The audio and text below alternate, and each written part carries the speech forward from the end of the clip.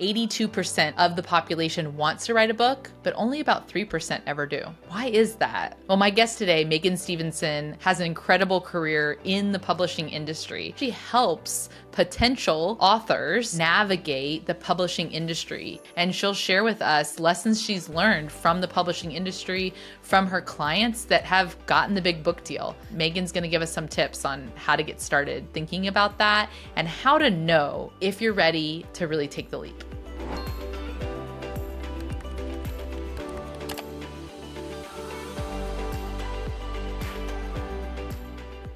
Meghan, I'd love to hear a little bit of your background. We like to ask the question, what is it that you build? So wherever you want to start a bit of your background, we'd love to hear that.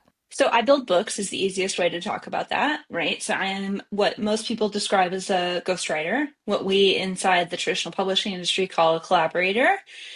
I mean, starting way back, I was always like a reader. And so I was the person who would, not only max out the amount of books I would get from my local free library, but also then borrow my mom's, here's my 13 books. And then she only has 4 books this week. So let me grab 9 more.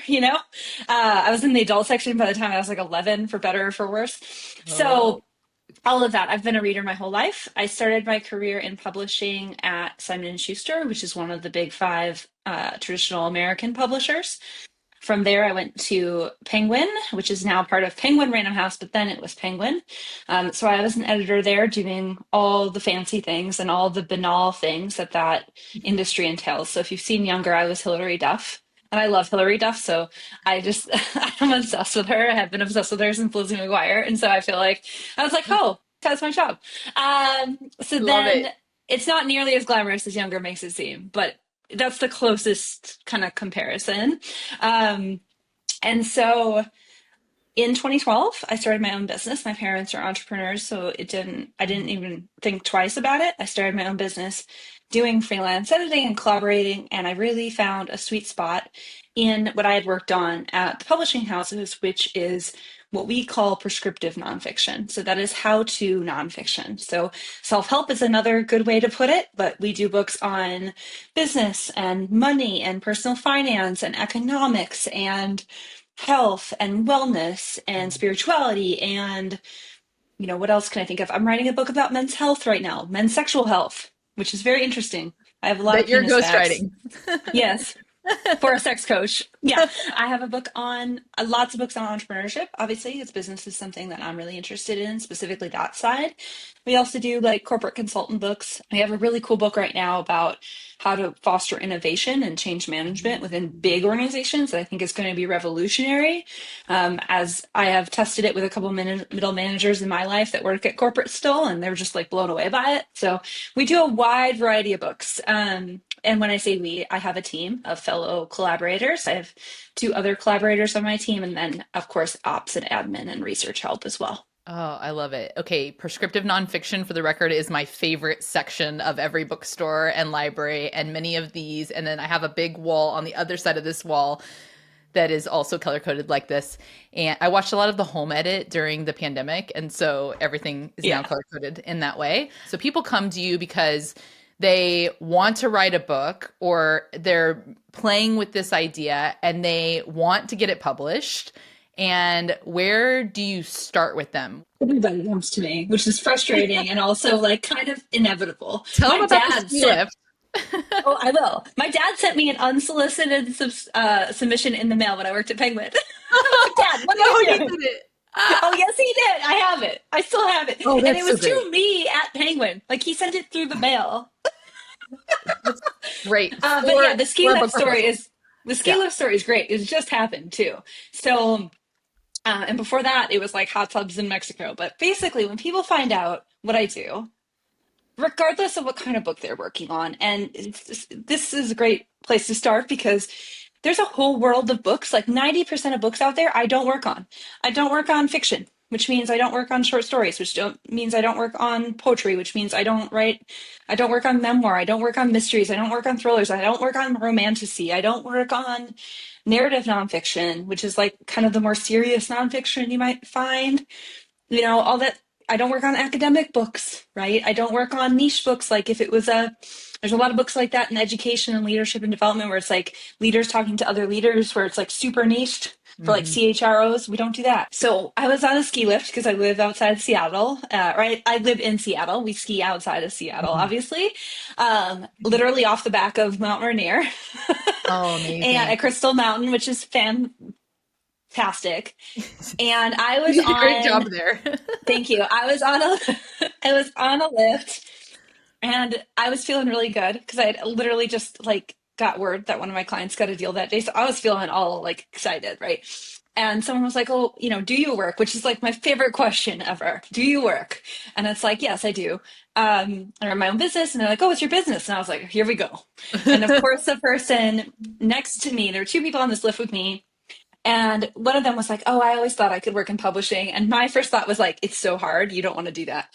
And then the second thing is like, the guy was like, "Well, I publish short stories." And I was like, "Great. He's not going to listen to a word I say again from here on out about me not working on it." And I have to like get off this lift and like get away from these people without to me being Yes, rude. yes, yes, yes. And so I was like, they were asking me how to find me on the internet. And I gave them my stuff because we have a quiz on our website. You are welcome to take it. I'm sure, pretty sure you have taken it. And other, your listeners and viewers can Yes, we'll take it put the as link well. in the episode description to the quiz. Yeah, and what that quiz does is it pushes a lot of people out. Like 70% of people that take it aren't right for us. Mhm. And I don't know, I think there's a universal rule. My husband is in design at tech companies, and there's a universal rule among content strategists at tech companies that people don't read. Like this is just a thing. And I don't think authors read either. So, and they're desperate for information, right? Right. So, and that is a superhuman thing, and I want to respect and honor that and be nice about that and not be a see you next Tuesday about that. So I was like, here, go to my quiz and you'll get popped back out. But of course I ended up talking to them for like 5 more minutes at the top of Crystal Mountain, and I'm like, I need to ski away. You strike me as someone with firm boundaries. This is a compliment. I And do so have I it in my feel like phone. you have that in Hold your on. phone? Oh yeah, hold on, because I grocery store vacation, Yes. but I do have it. When I find it, I'll bring it up to you. Okay. It's I pretty love this. good. So we understand now that the books that you work on are this prescriptive nonfiction. So if you are listening and you're in another category, you can end the episode now and send them to another place. What do you tell those people? What do we tell people that we send to another place? Yeah, are there still things they could learn? So, for example, could they listen to your podcast and get the ideas about the publishing system and things like that, even though you're not the right fit for them to be the collaborator? Kind of, yes. So I just did an episode on this because I think it's really important. And that, anecdote about Crystal Mountain, as funny as it is like happens a lot. Yeah. So it's really important to get the right help for your book. And that's why category really matters. And I go over category in episode 2 of my podcast, kind of a big book deal. And it's the least listened to episode, which is kind of frustrating. But like it's important because everybody in publishing specializes. So, it doesn't mean your book's any less worthy. A lot of people take it personally. Oh, you won't even talk to me, Megan, blah, blah, blah. And I was like, no, I don't want to give you bad advice. Mm. For the person that was writing short stories that I rode the lift with, I haven't worked on fiction since 2008. I haven't worked on a short story book or edited a short story since 2003. You don't want me anywhere near those short stories, right? You don't. You really Yeah. don't. And so there's plenty of people out there who would do that. It's not my responsibility to find them, right? You Right, also great, have great. Google, you also have Reddit, you also have all the things all 100%. the tools I would go use. There's no like Yeah. secret, right? Well, I think it's a kindness when entrepreneurs are so clear about what is they do and don't do, because Yeah, then like it's also their time isn't wasted either, that they can go to your point and find, oh wow, like I need to find my right category and then find a good fit within that. Can we talk exactly. about the idea of niche, which I think is separate from category in what we're going to Yeah. speak to? But I think that we have a lot of listeners that are entrepreneurs, and we also use this term multi-potentialite, which is this idea that there are lots of different possible things you could do. So when you get like Right.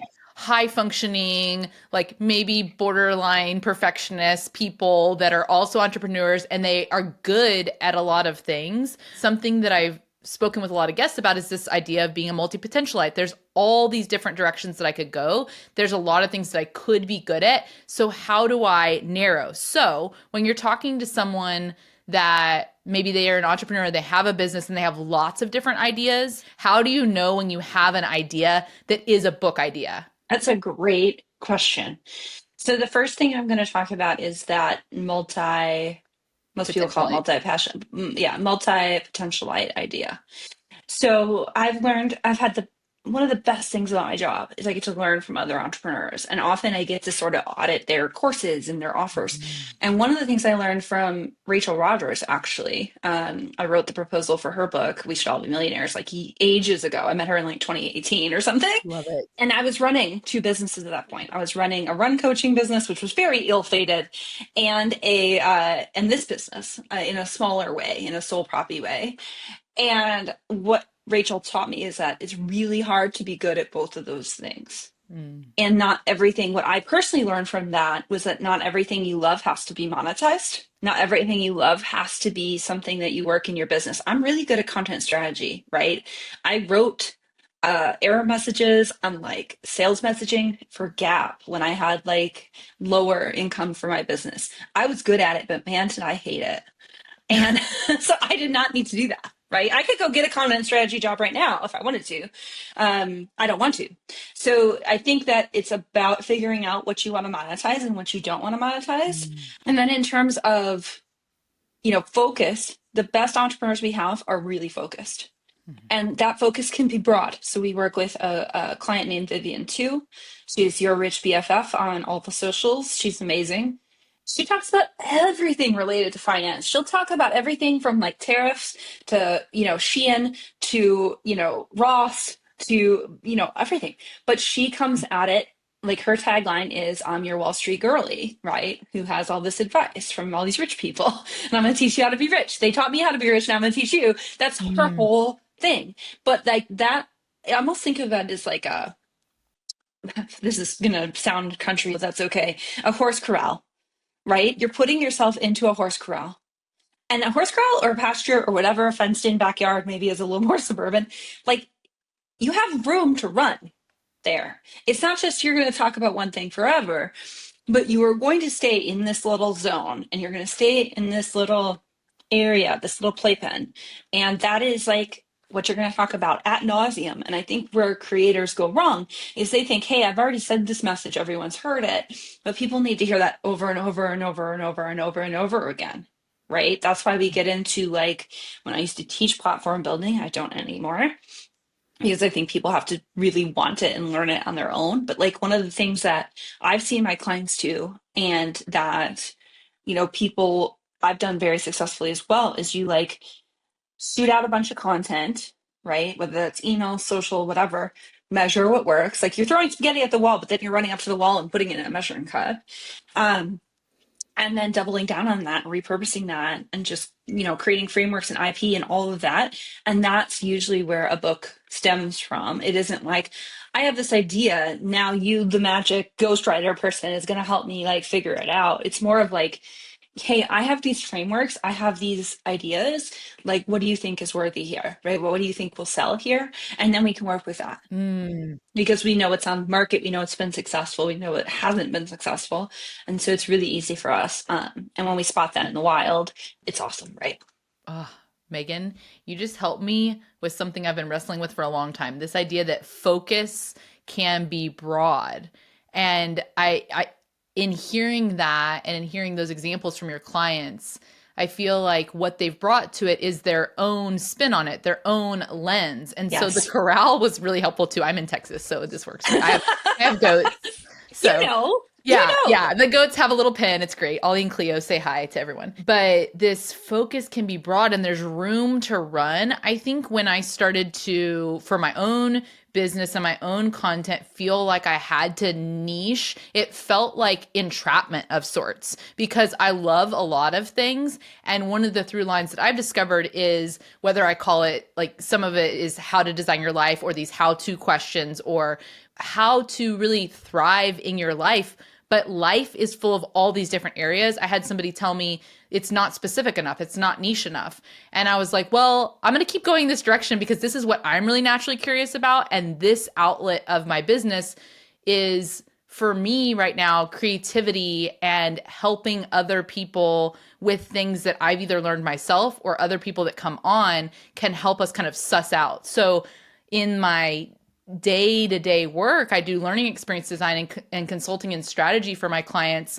But I see now more and more as I keep going, what I thought were two separate things are coming more and more together because Right. I'm using those lessons in my business and my business is informing the podcast. So anyway, all that to say, the idea that focus can be broad and even the terms of the category of prescriptive nonfiction feels to me like language can give us so much more clarity Mhm.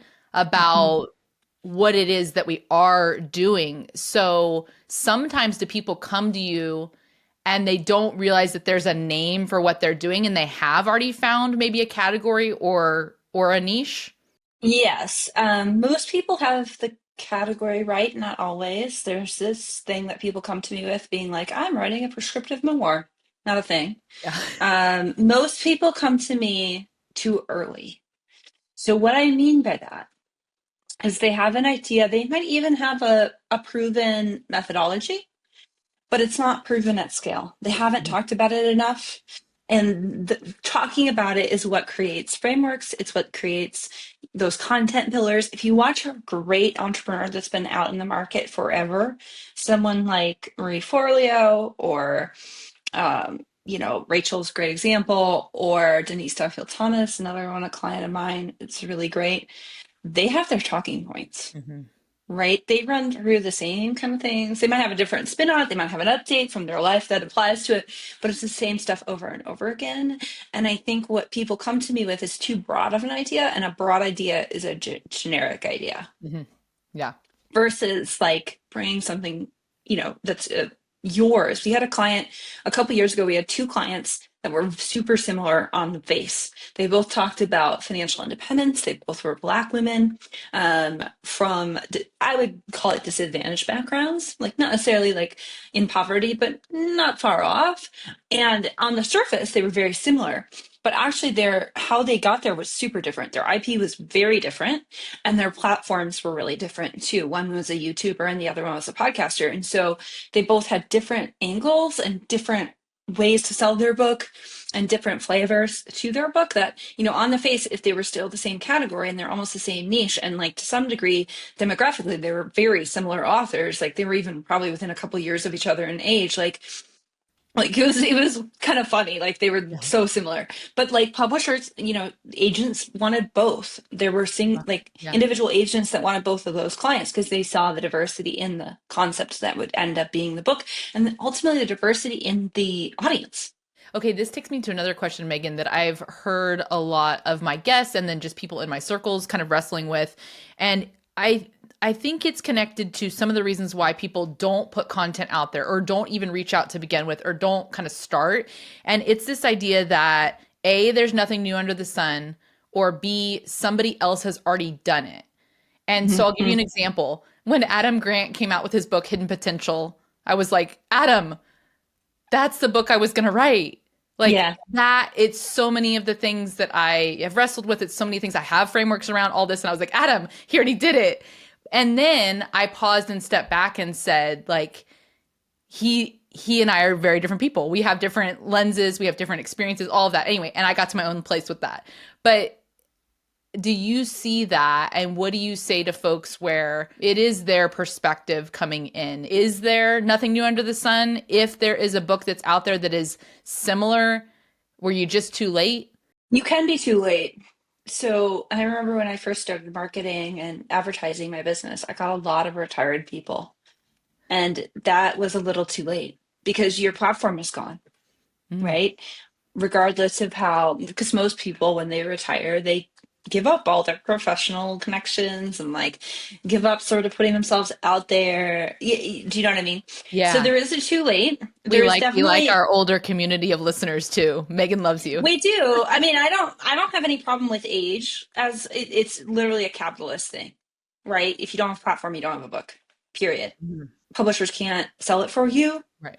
And if you're retired and you're not doing anything and you're not promoting yourself at all and you're not active in your professional community, then it kind of doesn't matter. Like I don't know. I hate Yeah. to marginalize folks that way, but it's just very true. I mean, it's just true for, a 30-year-old as it is for an 80-year-old. Capitalism is unfair that way to everyone. So So the, don't wait if you have the idea. Don't wait until you have the time or it's the exact right time necessarily for you if yes, you have an the idea. best description of that I've ever heard is by Liz Gilbert in her book Big Magic, where she explains that she had a book idea, never took action on it, and then I think Anne Lamott wrote that book. And I was like, that's exactly what happens. My husband and I had this idea of like, wouldn't it be cool if we had like a Bluetooth scoreboard that updated like baseball scores so we didn't have to watch like 162 games? And sure enough, I saw that product the other day and I was like, good for them. I Yeah. wasn't mad. I didn't take action on it. Right. Right. So I think that that's the universe just sort of works that way. It's very mystical. So yes, there is nothing new under the sun. Right. Rich AF, that book that I talked about by Vivian too, a lot of the concepts in there are in 5 other personal finance books I've worked on, right? Because ultimately the advice is very simple and it's the same. Like you're not going to calculate net worth differently in 1997 than you are today. You're just not. But the flavor is different. The messenger always is different. The platform that they're promoting on is different. The receiving audience might be different and have their own unique problems, hurdles, Right. aesthetic, right? A book for millennials is going to be very different than a book for boomers.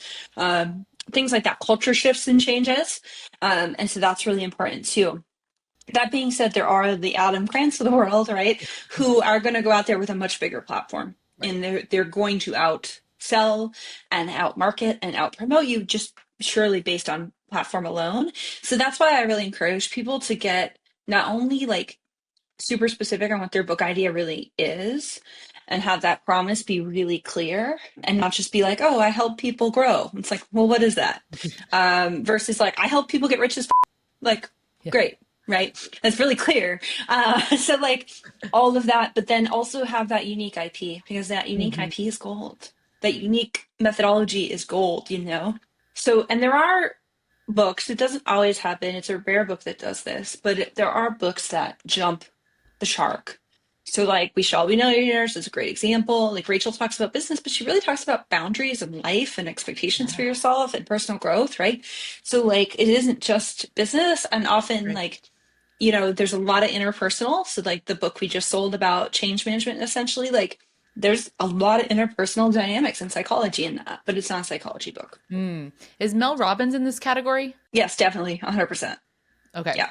Megan, what is the difference between an influencer and a thought leader? There's not much difference. So I was doing research. This is funny. I was doing research for a client about Drew Alfonso. I don't remember. Anyway, she's an influencer. She wrote Loud. She's a former journalist. I can't wait to read that book 'cause after I got a wind of it. I was like, okay, I'm going to read this book now. But it's interesting. She had this whole TikTok about like influencers versus journalists, which I thought was really interesting. And it basically laid out that like journalists aren't always objective, journalists aren't always like polite to their top subjects, Mm. journalists cross that line a lot and have, right? I don't think there's much difference. I think influencer carries this weird connotation that it's like shady or weird or duplicitous, and that can be true, right? Mhm. There's certainly like the grift is on, in terms of Right. social Well, media. when they're influencing things that they have not used themselves. This is my like the product influencer, whether it's like, did you ever use Sure. that product? Right. Integrity may vary across all platforms, though. So to pretend it only exists on social is stupid. Because there's people with less integrity in corporate. There's people with zero Mhm. integrity in entrepreneurship. There's people like integrity varies. One of my clients once said, "Your integrity is not my integrity," and I think that's a really great line. Mhm. So credit to Jen Kemp on that one. But really, like, I think people get all twisted about that. It really isn't that much of a difference. Like, is Vivian Tu an influencer? Yes. Is she a thought leader? Yes. Does it really matter? No. Is Adam Grant an influencer? Yes. Is Adam Grant a thought leader? Yes. Does it matter? know. Right, Like, right. it's so funny what people like. Sometimes I look at stuff and I'm like, why are you guys looking all twisted about this? It doesn't matter. I think like it's making me truly think in this moment about like what is kind of behind that. And I wonder if a piece of it is I'm going to make a connection to AI here. Like people are in all these different interesting places with AI. And I think that it's something here too about influencer. It's like the way that people are making money is different and people have a sense of judgment about that. And so they're like Yeah. coming to terms with understanding this new way of making a living, of making a Hmm. profit, and also maybe don't understand the lift that it is from the back end to create the content, create the platform. And because maybe it like looks easy when I'm just like in my this is not me, but I'm like in my Lululemon, like doing a, Insta reel seems like very simple and just in the moment. Maybe there's some sort of judgment about like from people from previous generations that are like, it needs to be hard to earn the money. I don't know. Maybe there's something to But I that. think there's so much stuff in there. That's a whole Like nother there's, episode. I think there's so much to dig into there. But like the big themes are judgment of other people, Yeah. of their perceived integrity, their perceived work ethic, their perceived value to society. There's so much judgment there around money, about work, like you said, about who gets paid for what, about intrinsic value related to Yeah. work and money, which gets really deep really fast.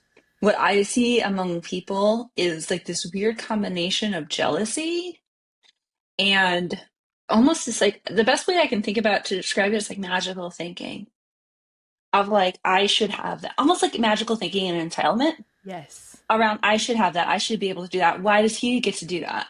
And it's like when you think about, when I see the influencers, because I get to see it behind the scenes. I have a client, LED Up, who, and this is out publicly, she made $1 million the first year in her business from zero, right? $1,250 COVID stimulus investment into, $1 million almost completely organically. And I was like, yeah, but she also posted on Instagram and on socials 5 times a day, every day for 365 days while parenting her children.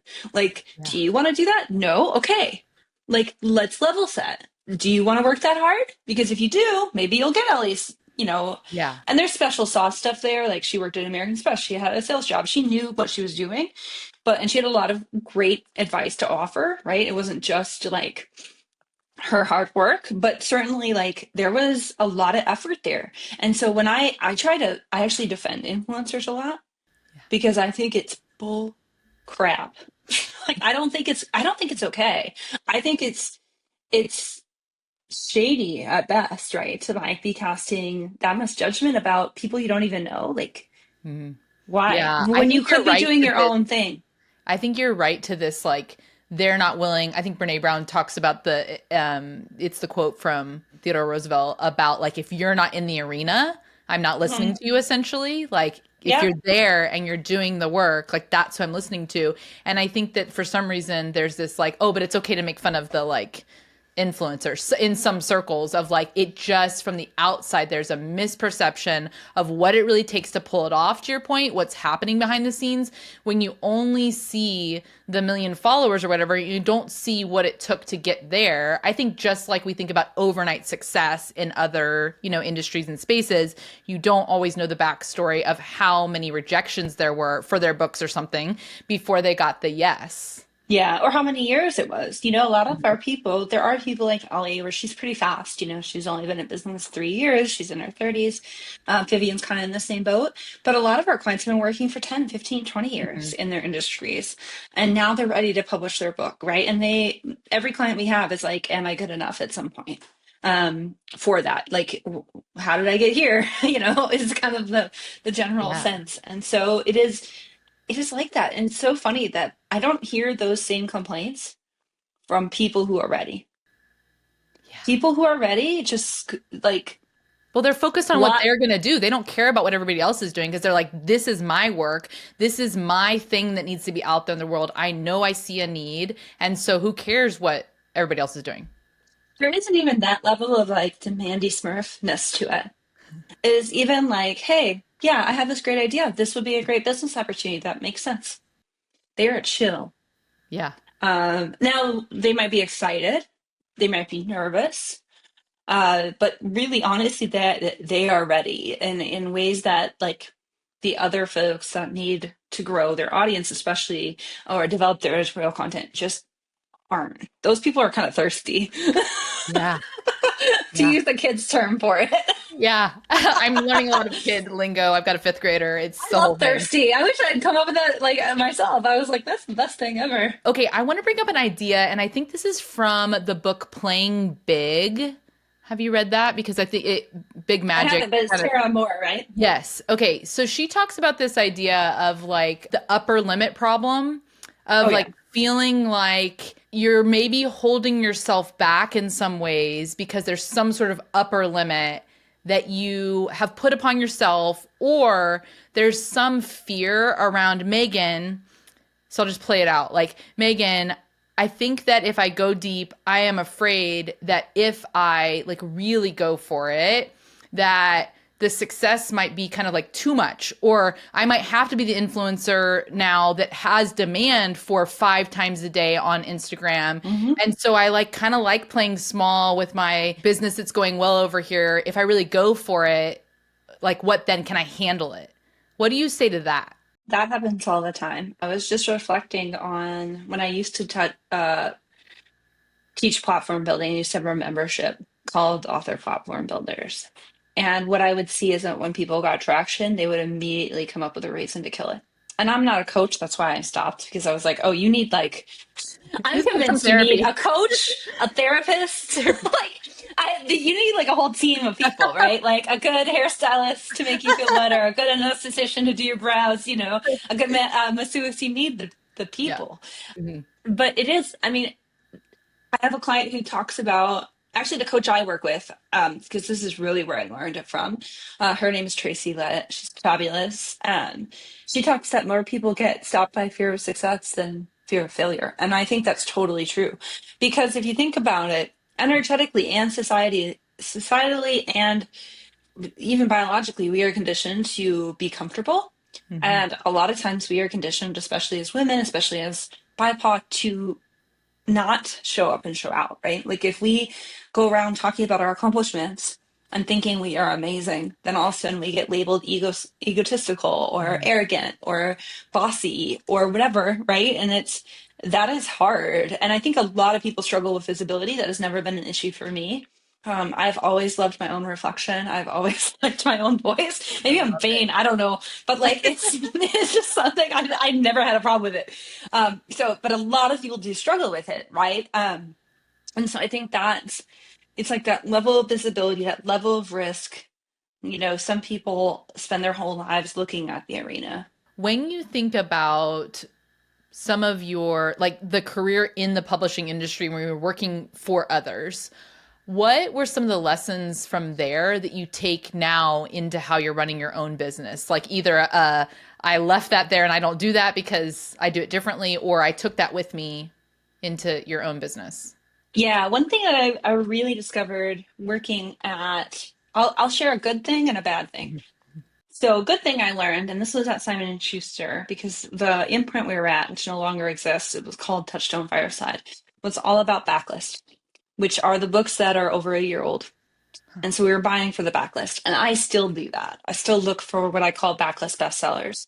So I have a book I cite a lot called The Dyslexic Advantage, and it's by, oh God, I'm going to get this wrong, but it's by like a learning expert is the wife, and then a neurobiologist is the husband, and they work out Mm, of, cool. ironically, just north of here in Edmonds. And they, came up with this idea that dyslexic people are not disadvantaged. They just have different wired brains. And this is 2011, so this is kind of new Yeah, stuff. Like before neurodivergence neurodiversity. Yeah.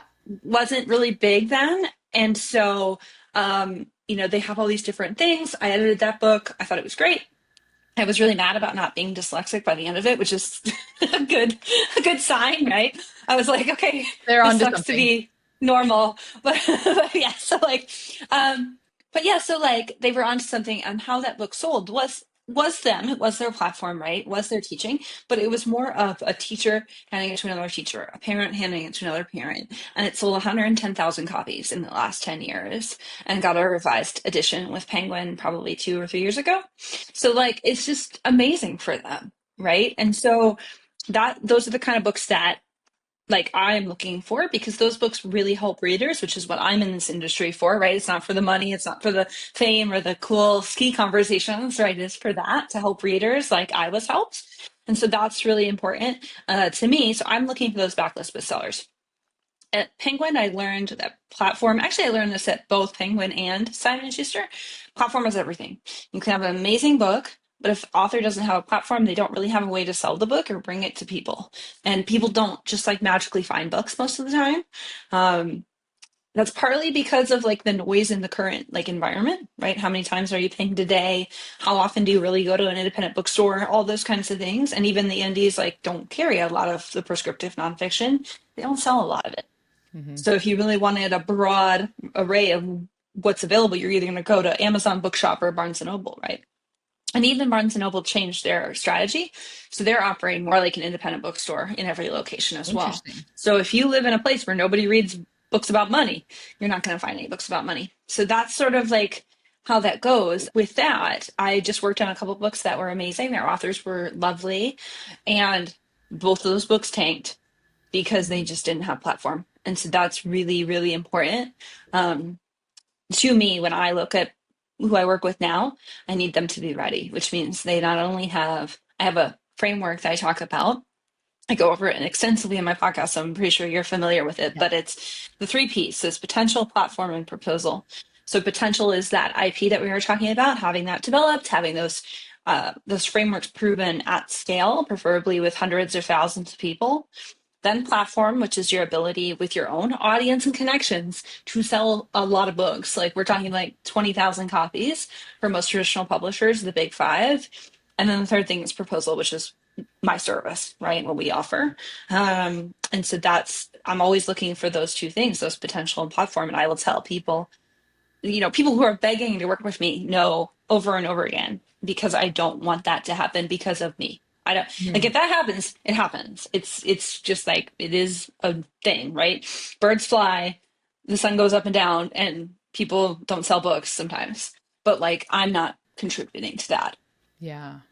I love it. I think this is where, like, as you were talking at the front end of the podcast about like being just very clear about what you do and don't do. I think again that I hear that as such a service to people, to where like when they're ready, you're there for the right piece of it, but also you're willing to Right. tell them you're not ready, go work on these things. And I think I'm reflecting too that it must be kind of different within this specific category in particular, because if it is prescriptive nonfiction, then people want more of it, right? Like people kind of that like that category. I could never be satiated with an amount of books like that would fulfill that need, at least for me. And so like there's more content, more that you would want, which makes sense to me why like the platform has to be there, but then it has to stay there. So it's not Hmm. like you can sell it and then kind of walk away and turn it off. And I do think that that's where it kind of goes back to some of that maybe fear for people to say, okay, I want to be an author, but an author in 2025 is now not only the writing of the book, it's all these other things that come with it. Yeah, the writing of the book is a very small piece. Yeah. Right? Honestly, the Yeah. writing of the book is Yeah. super small. Like it is even the proposal, right? In the life of a book, I will work with somebody for about 2 years on their book, right? From proposal and manuscript all together. So about 2 years from like initial like sales call even all the way to like, oh, the book's at the printer, I can walk away. Our contract's over. Good luck, right? We'll promote their books and all that. You'll see us doing that. But like, it is that 2 year block. And that 2 year block's pretty intense. They're my best friend for 2 years and then they disappear. But it's really, the life of the book is so much longer than that, right? Hmm. Like if you look at the Dyslexic Advantage, they wrote that book in 2009 and it is 2025 and it's still there.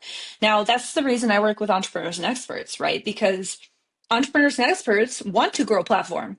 Like it's not an argument for them. They want to create leads, they want to market, they want to sell. A lot of them want to build empires. A lot of them see, I have a client who was in my membership, and she was making, because I just looked this up for a case study I'm going to include on my email list soon.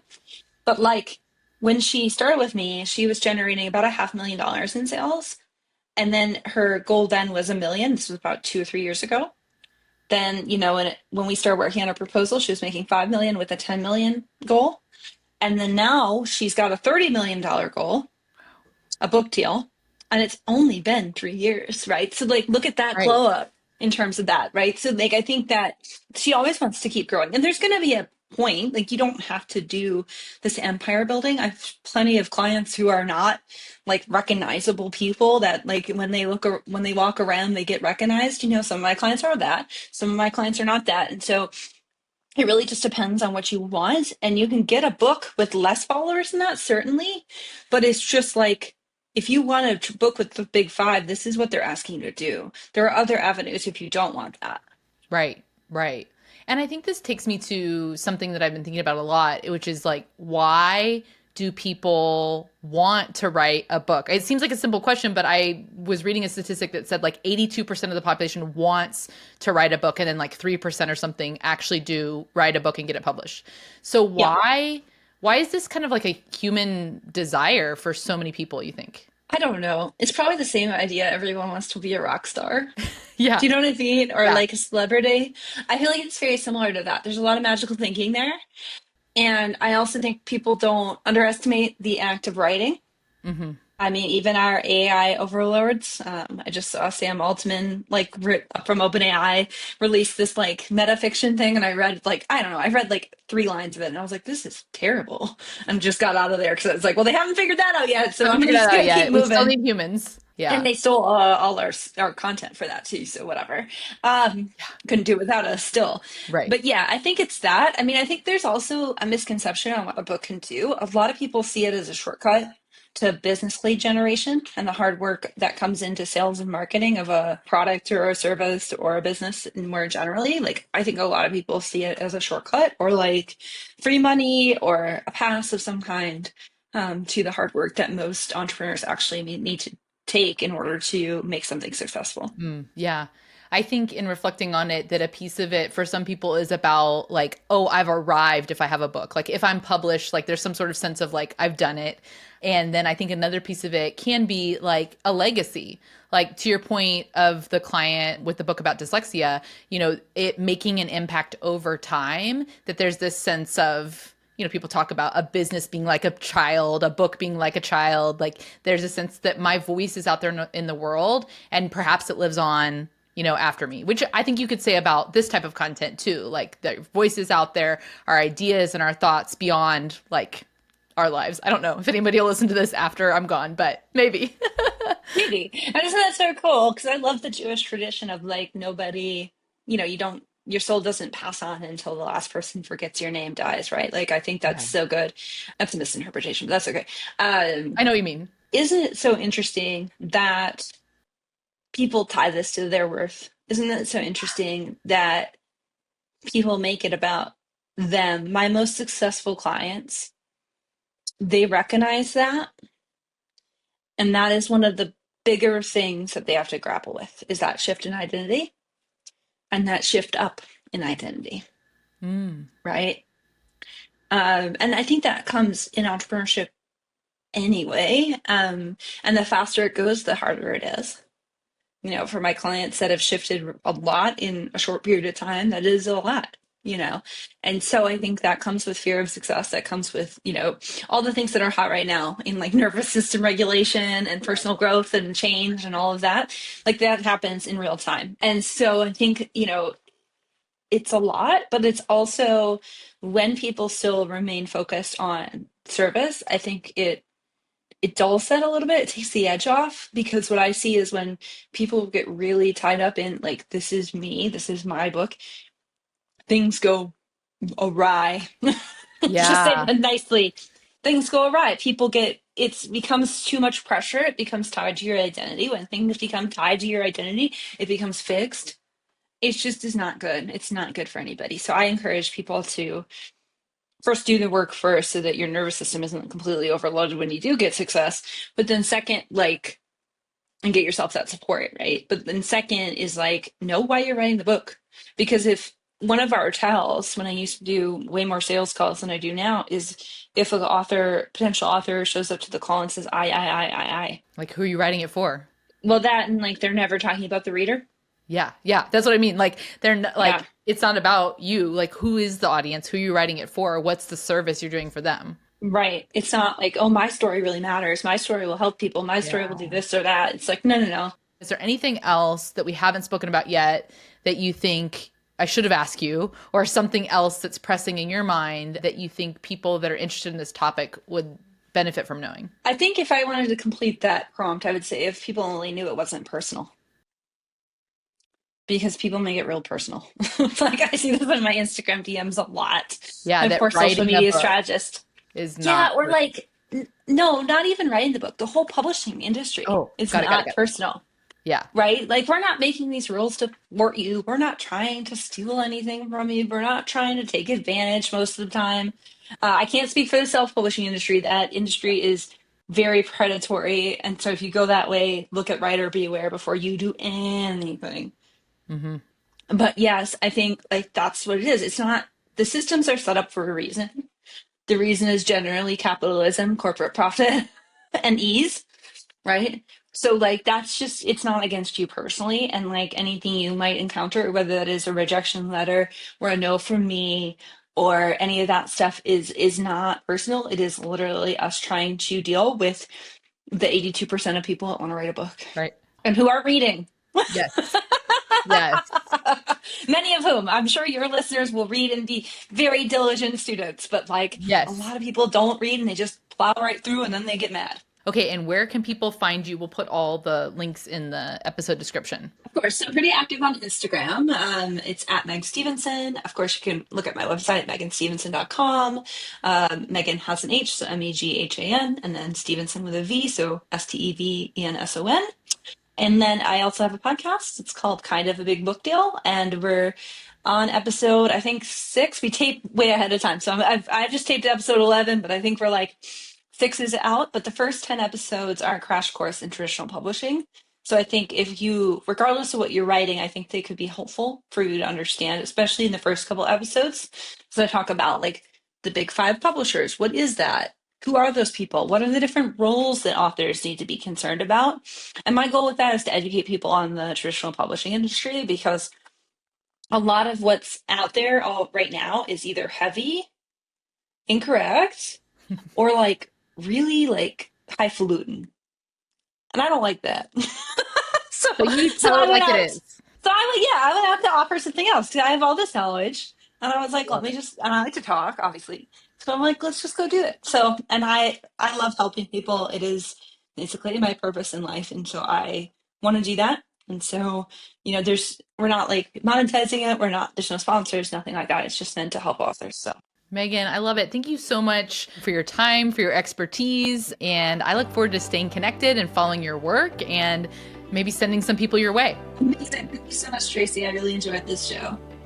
I love that Meghan told us that focus can be broad. You can do things your own way. If only people knew it's not personal when it comes to getting a book deal. If you get a rejection letter, if you go to work with her and she says you're not the right fit, it's not personal. You can sign up for the Building Thinkers newsletter, and every 2 weeks we send out an email with the new Thinktivity that goes along with the episode. You can also follow us anywhere you get your podcasts. We would love if you would leave a rating and review. That helps more people know about the podcast and just reach more people with messages like this. Thank you all so much for listening, and we'll see you next time.